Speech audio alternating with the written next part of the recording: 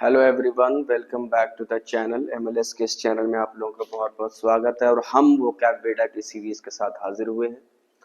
और आज हम वोकैब बेटा का सेक्शन 2 जो कि ऑलरेडी शुरू हो चुका है, फर्स्ट पार्ट हो चुका है, हम पार्ट 2 आज करेंगे और देखेंगे कि आज वोकैब बेटा में हमारे लिए क्या क्या वोकैब्स हैं। ये एग्जाम बेटा की सीरीज को कवर करने की कोशिश की जा रही है। ये एग्जाम पॉइंट ऑफ व्यू से अगर बात की जाए तो इट्स वेरी इंपॉर्टेंट। तो आइए फिर देखते हैं कि आज के वर्ड में क्या है। आज का जो वर्ड जो स्टार्ट होता है आज का सेशन वो मेहेम। ठीक है, अगर हम कहें कि देयर वाज अ कंप्लीट मेहेम तो इसका मतलब होता है कि एक जबरदस्त बहुत बड़ा केओस था, कंफ्यूजन था, हंगामा था, अफरा तफरी मची हुई थी, तो उसको बोलते हैं मेहेम बोलते हैं। ठीक है, आपके पास ऑप्शन है जुबिलेशन, हैवक, एक्साइटमेंट, डिफीट। ठीक है, तो जुबिलेशन का मतलब होता है जो जीत की जो खुशी होती है, खुशी के एहसास को, जीतने के बाद जो खुशी की जो एहसास होता है उसको बोलते हैं जुबिलेशन। ठीक है, इलेशन, जुबिलेशन, है ना। I was jubilated, I was elated. तो ये मतलब होता है। हैवक का मतलब होता है तबाही, बर्बादी। एक्साइटमेंट का मतलब होता है उत्तेजित होना, उत्तेजना, बीइंग एक्साइटेड। एंड डिफीट का मतलब हार होता है। ठीक है, तो जाहिर सी बात है कि जुबिलेशन में भी एक्साइटमेंट है, एक्साइटमेंट में भी एक्साइटमेंट है, लेकिन हमारा आंसर जो होगा हैवक होगा। जब पूरी तरह से तबाही होती है ना, कंप्लीट हैवक हो जाता है, डिस्ट्रक्शन हो जाता है, बर्बादी चारों तरफ हो जाती है, तो लोगों को समझ में नहीं आता कि कहाँ जाएं और क्या करें, कैसे रीबिल्ड करें, कैसे होगा। एक पूरा केओस क्रिएट हो जाता है, कंफ्यूजन क्रिएट हो जाता है, अफरा तफरी मच जाती है जब बर्बादी होती है। तो इसलिए यहाँ पर अगर ऑप्शन देखें तो हैवक हमारा सबसे अच्छा ऑप्शन है। जुबिलेशन खुशी से है और खुशी में कोई कंफ्यूजन नहीं होती है एज सच, और वो अगर है भी तो वो नेगेटिव नहीं है, वो खुशी के मारे है। वो एक्साइटमेंट में उत्तेजना, ठीक है, इसमें भी वो नहीं फिट बैठता। डिफीट का मतलब हार होता है। ठीक है, नेक्स्ट वर्ड देखते हैं पॉन्डर। पॉन्डर का मतलब होता है गौर व फिक्र करना, डीपली कोई चीज सोचना, गहराई में गौर से सोचना, गौर करना। ठीक है, कंसीडर, पॉन्डर, और भी बहुत सारे, रूमिनेट हो जाएगा। तो क्या होगा यहाँ पर, जो ऑप्शन है हमारे पास थिंक, इवेल्युएट, एंटिसिपेट और इंक्रीज, इस चार ऑप्शन में से एक ही ऑप्शन जिसमें सोचने का मीनिंग है। ठीक है, जिसमें सोचने का मीनिंग है, जो कि थिंक है। इवेल्युएट का मतलब होता है इवेल्युएट करना, हम वैल्यूएशन करते हैं, किसी के परफॉर्मेंस को इवेल्युएट करते हैं, किसी के क्रेडेंशियल्स को इवेल्युएट करते हैं, किसी के बात को हम इवेल्युएट करते हैं कि इसके अंदर कितनी वैल्यू है, कितनी मूल्यांकन करना बेसिकली। और एंटिसिपेट का मतलब होता है अंदाजा लगाना, अनुमान लगाना। इंक्रीज का मतलब बढ़ाना। तो सोचना यहां पर है, थिंक ही इसका आंसर होगा। नेक्स्ट चलते हैं, कोनाइजर, है ना। The word is connoisseur. Connoisseur बोलते हैं एक्सपर्ट को, कोनाइजर बोलते हैं जो किसी पर्टिकुलर सब्जेक्ट का एक्सपर्ट होता है। और नॉर्मली है ना, जो कोनाइजर वर्ड जो पॉपुलर डिक्शनरी में जब यूज हुआ, पॉपुलर लिंगो में जब ये आ गया, तो वैसे कोनाइजर का पॉपुलर लिंगो में आने से पहले कोनाइजर जो डिराइव हुआ है वो आर्ट का जो एक्सपर्ट होता है, आर्ट की बड़ी अच्छी समझ, one who has a very discerning taste in art, यानी कि वो आर्ट को समझ सकता है, बता सकता है, एक्सप्लेन कर सकता है, वो चाहे एब्स्ट्रैक्ट आर्ट हो। और तो वही धीरे धीरे जो है खाने में भी आ गया कि फूड कोनाइजर होना। वैसे आर्ट की जो अच्छी समझ रखता है, डिटेल्ड समझ रखता है, इन डेप्थ समझ रखता है, प्रोफाउंड एंड डीप अंडरस्टैंडिंग रखता है, एक इंसाइट है उसका, एक्सपर्टीज है उसका, उसको कोनाइजर कहते हैं। ठीक है, तो यहां पर एक वर्ड है जो एक्सपर्टीज को डिनोट करता है, एक्सप्रेस करता है। पहला तो इग्नोरेंट है, इग्नोरेंट है तो फिर वो एक्सपर्ट है ही नहीं, तो ये खत्म हो जाए। इग्नोरेंट बोलते हैं जाहिल को, अनजान को, बेखबर को।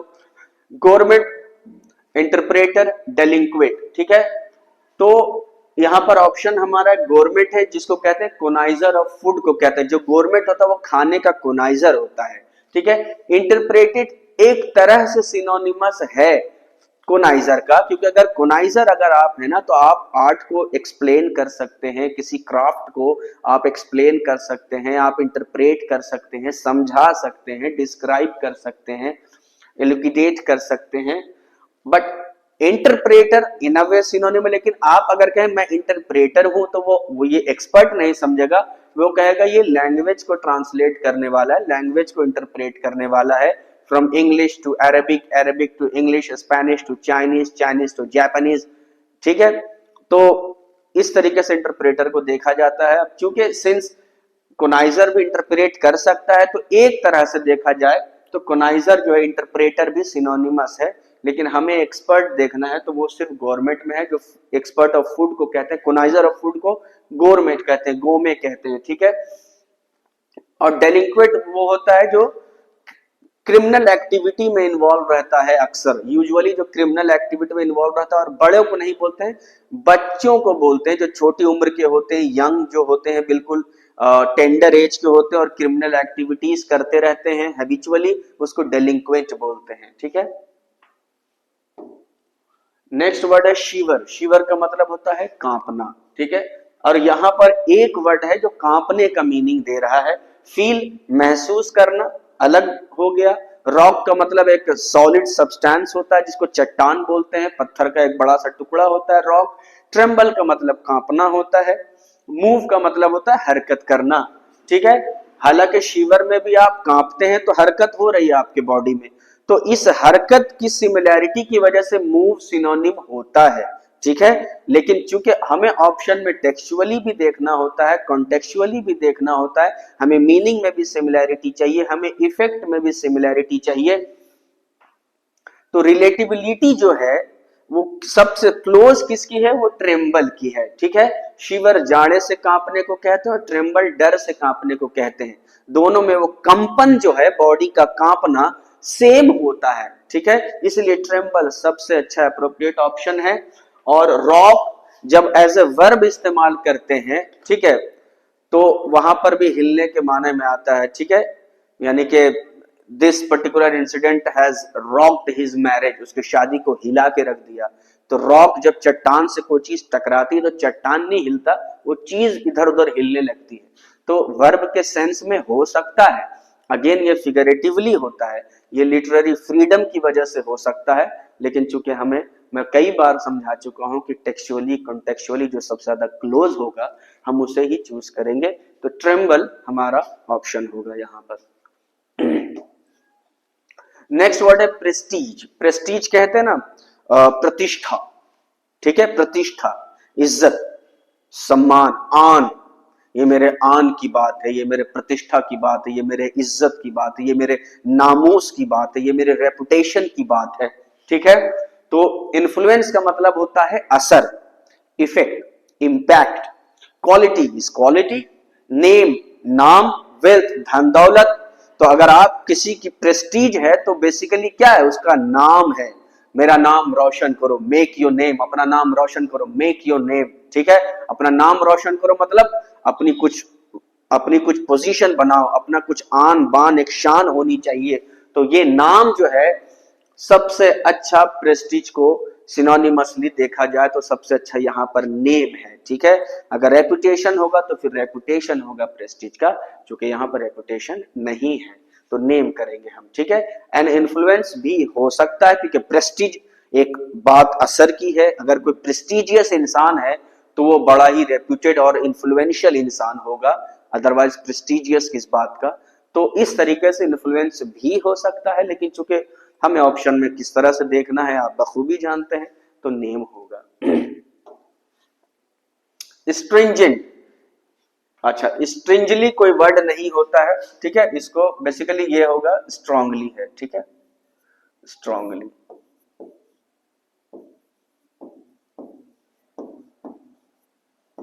स्ट्रांगली होगा, स्ट्रांगली हमारा वर्ड होगा। स्ट्रिंजेंट का मतलब होता है सख्त, रिगोरस, कड़ा, स्ट्रिंजेंट पनिशमेंट, कड़ी सजा।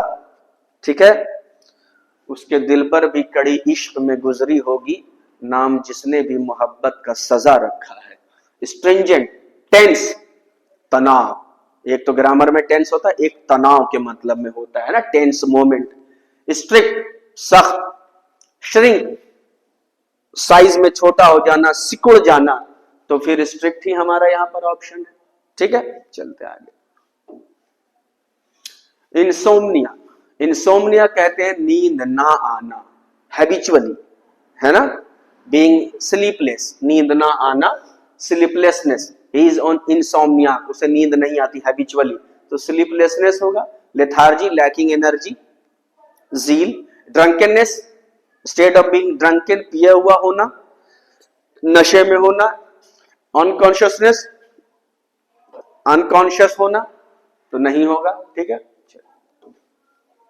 लॉर्ड, लॉर्ड का मतलब तारीफ करना, he was lauded for his actions, वो अपने काम के लिए तारीफ किया गया।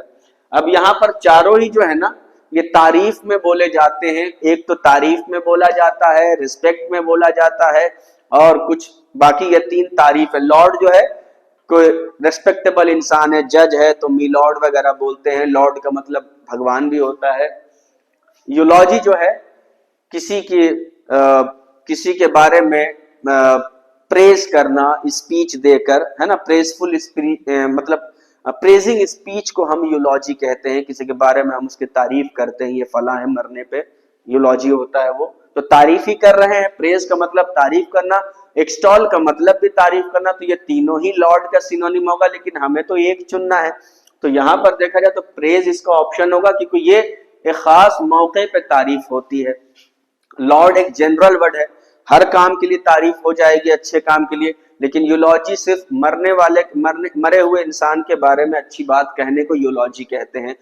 यस, फिगरेटिवली हो सकता है कि हम किसी चीज को यूलोजाइज कर रहे हो, तारीफ कर रहे हो, लेकिन जो टेक्सचुअली देखा जाए एटिमोलॉजिकली तो किसी मरे हुए इंसान के बारे में या किसी इंसान के बारे में हम तारीफी स्पीच दे रहे हैं, तारीफ भाषण दे रहे हैं, उसके बारे में भाषण दे रहे हैं, अच्छी बात कह रहे हैं।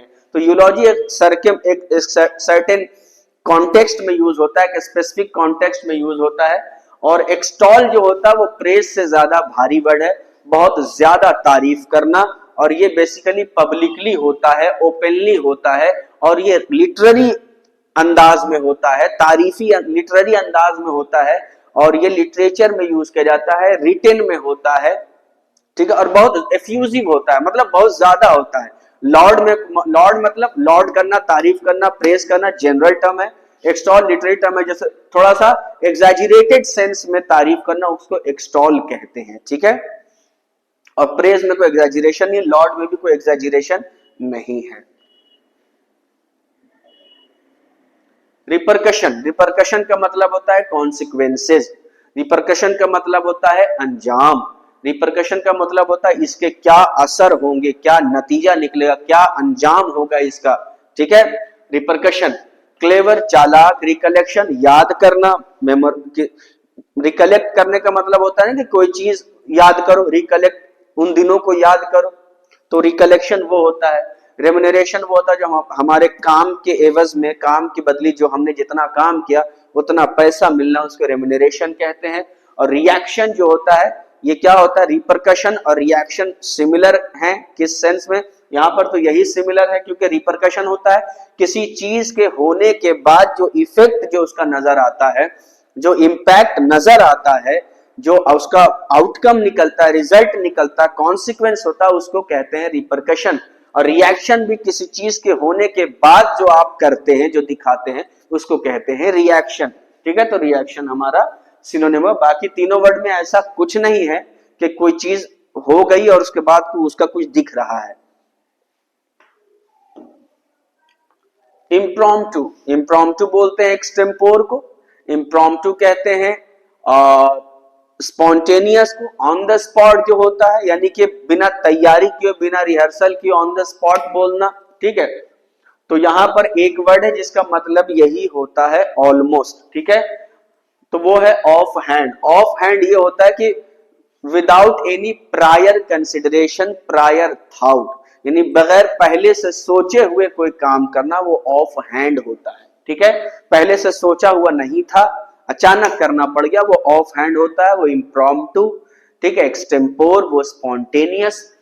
तो अनइम्पॉर्टेंट का मतलब जानते हैं, अनरियल का भी मतलब जानते हैं आप लोग, इफेक्टिव जो इफेक्टिव होता है, असरदार होता है।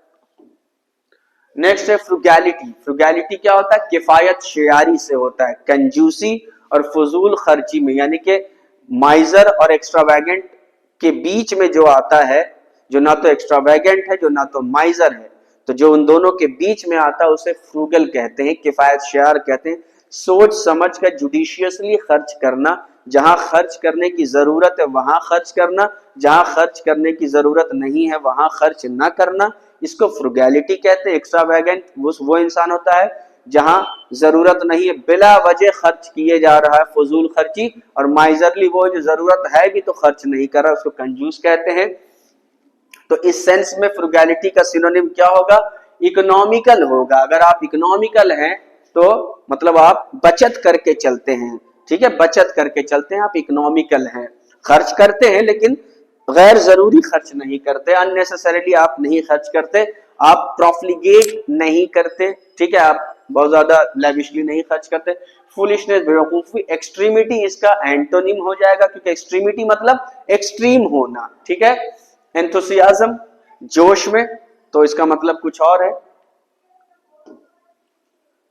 कॉरेस्पॉन्डेंस, कॉरेस्पॉन्डेंस खतो किताबत को बोलते हैं, जो खत भेजा जाता है और खत रिसीव किया जाता है, लेटर्स वगैरह। इसीलिए मीडिया को, जर्नलिज्म को जब आप न्यूज़पेपर पढ़ते होंगे तो कॉरेस्पॉन्डेंस लिखा हुआ तो न्यूज के उसमें हेडलाइन में सब एक छोटा सा आता है, वहां पर बेसिकली ये जो खबरें पहुंचाना, खबरें देना, कॉरेस्पॉन्डेंस को कहते हैं।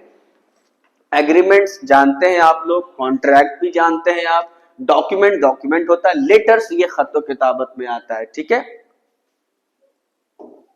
नेक्स्ट वर्ड है असेंड। असेंड का मतलब होता है ऊपर जाना, ठीक है। डिसेंड का मतलब नीचे उतरना। असेंड का मतलब ऊपर चढ़ना और डिसेंड का मतलब नीचे उतरना।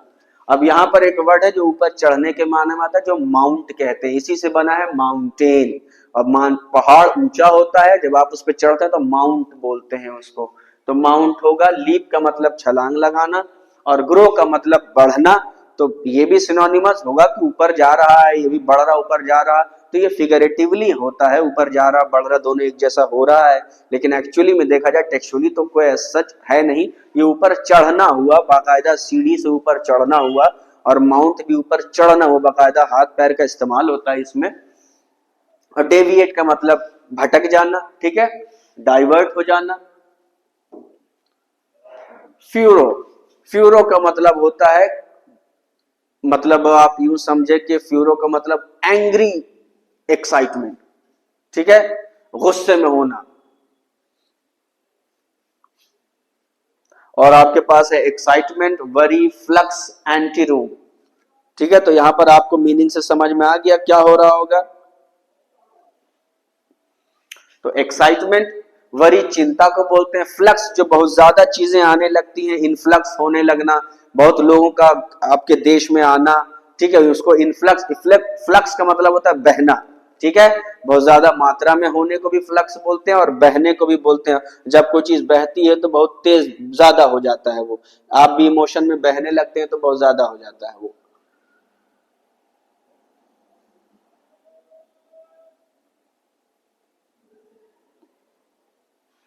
ठीक है, फ्यूरो का मतलब है पब्लिक का गुस्सा फूटना, ठीक है, ओवर एक्साइटेड हो जाना, उत्तेजित हो जाना, जोश में आ जाना और इधर उधर वल्वा मचाने लगना, तो एक्साइटमेंट हो जाएगा। वरी चिंता को फ्लक्स बता दिया। एंटीरूम क्या होता है? किसी हॉल में, किसी बड़े से कॉम्प्लेक्स में, एक या घर में एक एंटी रूम होता है, अंदर में एक कमरा होता है जो मतलब नॉर्मली बैठने बैठने के लिए, ठीक है, एक तरह का होता है। विगर, विगर का मतलब होता है जोश, ताकत, विगर जिसमें बहुत एनर्जी और स्ट्रेंथ की जरूरत पड़ती है ना। अब अगर आप बहुत ही विगोरस वर्कआउट कर रहे हैं तो बहुत एनर्जी और उसमें बहुत ताकत लग रही है, स्ट्रेंथ लग रही है उसमें, vigour. Strength, boldness, warmth, enthusiasm, तो ये स्ट्रेंथ आपको, क्योंकि विगर में स्ट्रेंथ बहुत जरूरी है, ठीक है, एनर्जी बहुत है इसका मतलब ये नहीं कि ताकत है ही नहीं, तो बहुत ताकत भी लगना, और ताकत लगेगी तो ताकत के लिए जोश चाहिए, बेसिकली इसमें ताकत बहुत लगती है और ताकत लगाने के लिए जोश बहुत जरूरी है, इसलिए विगर का मतलब स्ट्रेंथ एंड एनर्जी से ज्यादा आता है। तो बोल्डनेस, वार्मथ का मतलब वार्मथ होता है ना, गर्मजोशी, गरम, एंथुसियाज्म जोश से है, तो एक एस्पेक्ट तो एंथुसियाज्म बताता है, लेकिन विगर कभी भी, विगर में एनर्जी बगैर स्ट्रेंथ के कभी नहीं बोली जाएगी, इसलिए स्ट्रेंथ होगा हमारा। नेक्स्ट वर्ड है गार्निश, ठीक है। गार्निश का मतलब होता है आप किसी चीज को गार्निश करते हैं, ठीक है, आप गार्निशिंग करते हैं, सजाते हैं, उसको इम्बेलिश करते हैं, है ना। आपने डिश तैयार किया और फिर थोड़ी सी गार्निशिंग, कोरिएंडर की गार्निशिंग हो रही है, थोड़ी जाफरान की गार्निशिंग हो रही है, थोड़ी डिजाइनिंग चल रही है, तो इम्बेलिश कर रहे हैं, सजा रहे हैं। पेंट का मतलब रंगना, पेंट करना। गार्नर का मतलब कलेक्ट करना, जमा करना, गैदर करना। एडॉन का मतलब सजाना, डेकोरेट करना। एब्यूज का मतलब गाली देना, तो एडॉन होगा हमारा। मेंडेशियस, मेंडेशियस बोलते हैं लाइंग को, झूठा, ठीक है, लाइंग को बोलते हैं, झूठ को बोलते हैं। Full of confidence, false, encouraging, provocative. False होगा, प्रोवोकेटिव वो होता है जो आपको भड़काता है, भड़काने वाला। प्रोवोकेटिव स्टेटमेंट जो आपको प्रोवोक कर रहा है, जो आपको इंसाइट कर रहा है, भड़का रहा है। गैरुलिटी, है ना, गैरुलिटी, गैरुलस जो अननेसेसरी बकबक बकबक करता रहता है उसको गैरुलस कहते हैं। गैरुलिटी अननेसेसरी बकबक। तो यहां पर एक ही वर्ड है जो बक, ज्यादा बोलने के सेंस में, लोक्वेशियसनेस, ये बकबक तो नहीं होता लेकिन बोलता है, बहुत बोलता। अगर कोई लोक्वेशियस है तो बहुत बोलता है, किसी को अच्छा लग सकता है, किसी को नहीं, हम उस पर नहीं जाएंगे। क्रेडिबिलिटी वो होता है जो बहुत जल्दी मान लेना किसी चीज को, क्रेडुलस इसी से है। सेनिलिटी बुढ़ापे को बोलते हैं, जो मतलब जिस उम्र में सठियाने लगते हैं लोग, तो सठियापा बोलते हैं इसको, सठियापन, ठीक है, सठियाने की हालत में होना, सेनिलिटी। लोक्वेशियसनेस इसका आंसर है। और स्पीशियसनेस वो होता है जो मतलब हैविंग फॉल्स और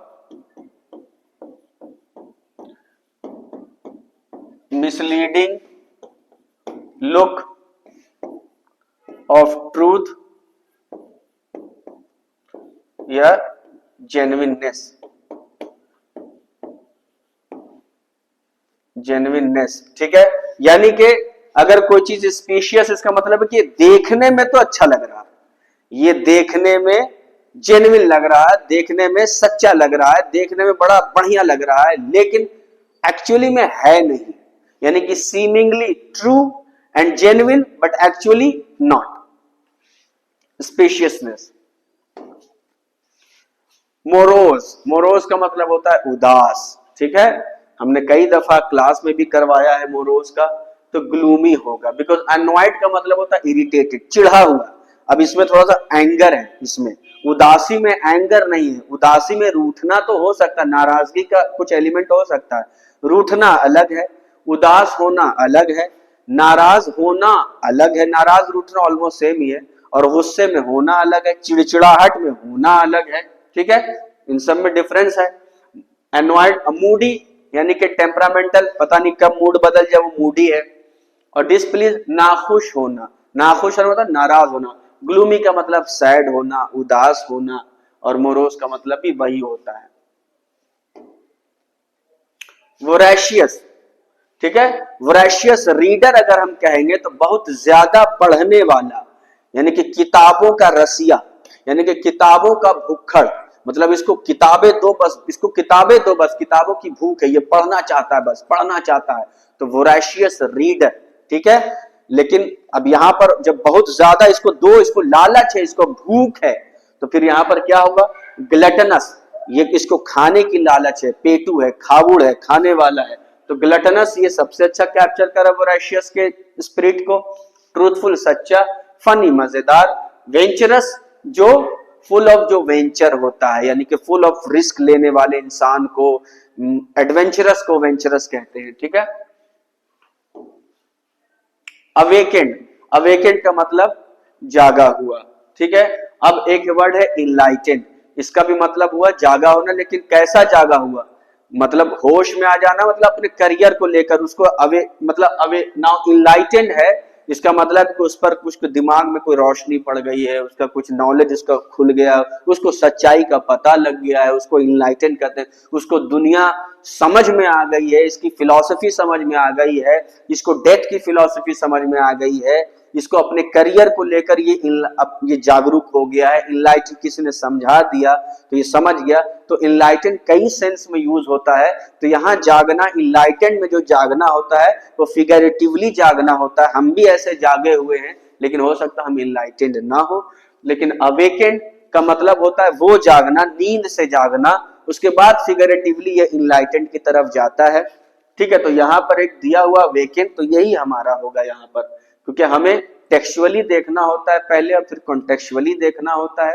यहाँ पर टेक्सुअली कॉन्टेक्चुअली वेकेंट बोले तो दोनों, जो इसका मतलब टेक्सुअली वही इसका मतलब टेक्सुअली, जो इसका मतलब कंटेक्चुअली वही इसका मतलब कंटेक्स्ट में भी वही मतलब देगा। लेकिन ये पहले कॉन्टेक्स्ट की वजह से इसके साथ, ये डायरेक्ट टेक्सुअली भी इसका सिनोनिम है, कॉन्टेक्चुअली भी इसका सिनोनिम है, ये सिर्फ कॉन्टेक्चुअली है। रियलाइज, एहसास हो जाना, तो ये भी एक तरह की जागरूकता ही है। ठीक है, तो ये भी सिनोनिमस हो सकता है, लेकिन यहाँ पर नहीं होगा।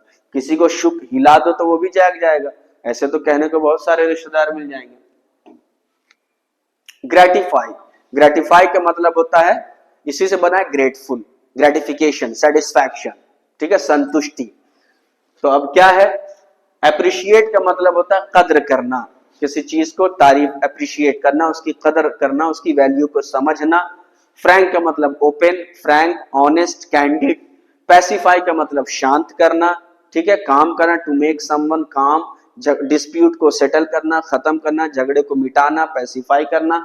इंडल्ज का मतलब होता है किसी काम में तृप्त हो जाना, मुलव्विस हो जाना, और इंसान जब अपने पसंद के काम में इंडल्ज हो जाता है तो बड़ा सेटिस्फैक्शन मिलता है। ठीक है, बड़ा सेटिस्फैक्शन मिलता है उसमें, तो इंडल्ज। प्रिकैरियस, प्रिकैरियस बोलते हैं नाजुक, नाजुक इन द सेंस, नाजुक ये नहीं कि डेलिकेट के सेंस में, वो फिगरेटिवली डेलिकेट इसका बन जाएगा। प्रिकैरियस का मतलब होता है अनसर्टेन, मैं, मेरी इनकम बड़ी प्रिकैरियस है, कुछ नहीं पता इस महीने क्या होता है, अगले महीने क्या होता है, तो हर वक्त एक डर सा लगा रहता है कि पता नहीं क्या होगा। तो यहाँ पर रिस्क बहुत है, प्रिकैरियस में रिस्की पहले है, रिस्की होने की वजह से डेलिकेट हो जाता है, नाजुक हो जाता है, यानी कि फुल ऑफ रिस्क है ये। तो यहाँ पर दो वर्ड हैं, एक तो क्रिटिकल भी इसका सिनोनिम हो सकता है और एक पेरिलस भी इसका सिनोनिम हो सकता है। लेकिन पेरिलस हम करेंगे, एग्जाम वेटा में भी यही है और मेरा भी यही ख्याल है, पेरिलस होगा। क्रिटिकल कंडीशन होती किसी इंसान की, लेकिन क्रिटिकल कमेंट भी होता है, किसी चीज को क्रिटिकली हम देखते हैं, तो वहां पर कोई मतलब नाजुक तो नहीं है, हम क्रिटिकल क्रिटिक्स के नजरिए से देख रहे हैं, उसकी उसके अंदर क्या टेक्निकल फ्लॉज रहे हैं, क्या टेक्निकल मतलब डेक्सटरिटी, टेक्निकल अकॉम्प्लिशमेंट देखते हैं, कितना टेक्निकली एक्सपर्ट रहा है, मास्टरली उसने टेक्निक को यूज किया है, स्टोरी टेलिंग कैसी थी। यानी कि हम जो है टेक्निकली उनके अच्छाइयों को, उनकी कमियों को, उनके खामियों को हम देखते हैं और ये बताते हैं कि ये चीज ऐसी होनी चाहिए थी, ये चीज बड़ी कमाल की थी, एडिटिंग बड़ी शार्प थी, क्रिस्प थी, ये सारी चीजें। तो क्रिटिकल कई सारे मानों में यूज होता है। पेरिलस का मतलब होता है रिस्की, पेरिलस का मतलब डेंजरस, रिस्की, और प्रिकैरियस का मतलब भी होता है रिस्की, डेंजरस, अनसर्टेन, और अनसर्टेन तो फुल ऑफ रिस्क होता है, इसलिए पेरिलस को करेंगे। ब्रिटल का मतलब कमजोर होता है। इनफेमी है ना, जैसे एक होता है फेमस, ये अच्छे कारणों के लिए फेमस होता, मशहूर होता, और एक होता है इनफेमस, ये बुरे कारणों से मशहूर होता है। तो ये होता है प्रसिद्ध, ये होता है कुख्यात। नोटोरियस, इनफेमस, ये दोनों सिनोनिम है।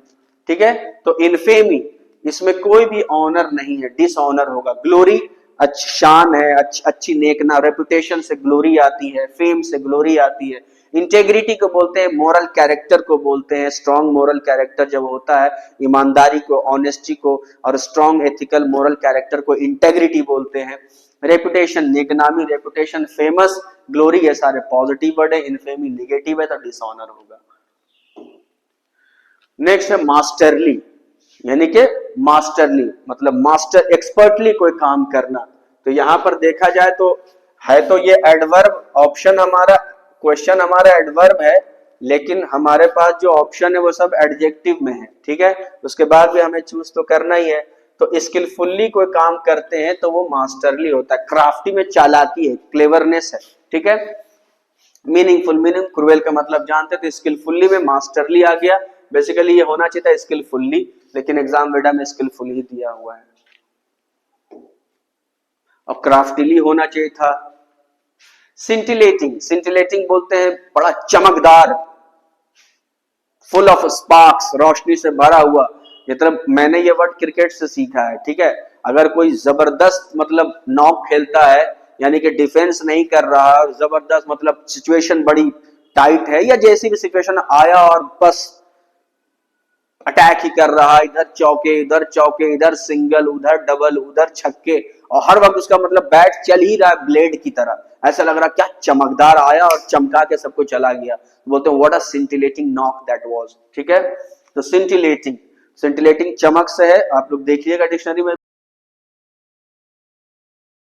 ना, अंदर ही अंदर कोई आग सुलगना, हम गुस्से से अंदर ही अंदर सुलगते, यानी कि फायर नहीं है, स्मोक, यानी कि कोयला जो जब जलता है आग खत्म हो जाती है, लेकिन कोयला जो है अंगारा बन के रहता, अंगारा पड़ना, ठीक है। उस अंगारे से चीजें जलती रहती हैं, सुलगती रहती है, दहकती रहती हैं, जलती रहती हैं, यानी कि आग फ्लेम नहीं है, फायर नहीं है, फ्लेम नहीं है, बस क्या है, स्मोक है, वो कोयला दहक रहा है, दहकना, सुलगना, अंदर ही अंदर अपनी आग में झुलसना, अंदर ही अंदर किसी आग में दहकना, सुलगना को स्मोल्डरिंग बोलते हैं, ठीक है। ग्लिटरिंग चमकाना होता है, टचिंग छूना होता है, वार्मिंग वार्म करना होता है, तो ग्लिटरिंग होगा।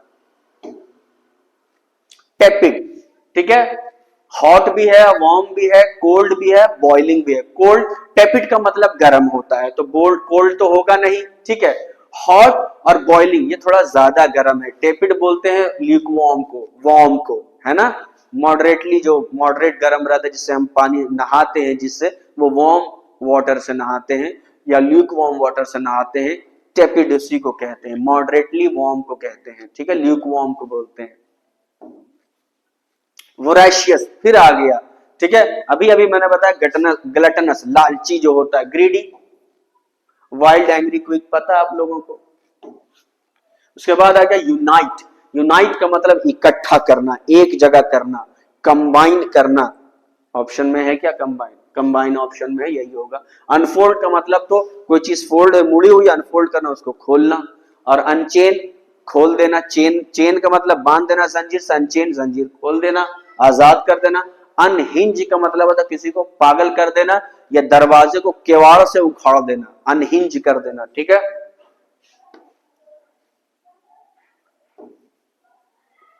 कॉम्बैट, कॉम्बैट क्या है, लड़ाई को बोलते हैं कॉम्बैट, ठीक है। कॉन्फ्लिक्ट, क्वेरल और फ्यूड, ये वो झगड़ा है, कॉन्फ्लिक्ट, क्वेरल, फ्यूड, ये तीनों भी झगड़े में आता है, लड़ाई में नहीं आता है, ठीक है। झगड़ा, लड़ाई, झगड़ा जब बोलते हैं तो वो कॉन्फ्लिक्ट होगा, लड़ाई झगड़ा जब भी बोलेंगे तो वो क्वेरल होगा, लड़ाई झगड़ा जब भी बोलेंगे तो वो फ्यूड होगा। लेकिन कॉम्बैट का मतलब होता है मुकाबला, वो मुकाबले वाली जो लड़ाई होती है, कंपटीशन वाली जो लड़ाई होती है, अखाड़े में जो लड़ाई होती है, उसको कॉम्बैट कहते हैं। तो फाइट, ठीक है, इसको फाइट का, हालांकि चारों सिनोनिम है, लेकिन कॉन्फ्लिक्ट, क्वेरल, फ्यूड ये जो दो लोग आपस में किसी वजह से झगड़ पड़ते हैं, लेकिन कॉम्बैट और फाइट जो होता है ना, वो प्राइज के लिए लड़ा जाता है, कंपटीशन में, टूर्नामेंट में होता है, बाकायदा ऑर्गेनाइज्ड होता है, under the eyes of police होता है, अंडर द आईज ऑफ आप ये कहें कि जुडिशियरी होता है, मतलब पूरी दुनिया को पता होता है कि मुकाबला है, ठीक है, फाइट। तो कॉम्बैट और फाइट इस तरह से सिमिलर है। तो दैट्स ऑल फॉर टुडे, आज के लिए ये काफी, पार्ट 2 हमारा कंप्लीट हो चुका है और हम जल्द ही पार्ट 3 के साथ लौटेंगे। तब तक के लिए शाद रहिए, आबाद रहिए, हैव अ नाइस डे, अल्लाह हाफिज, टेक केयर।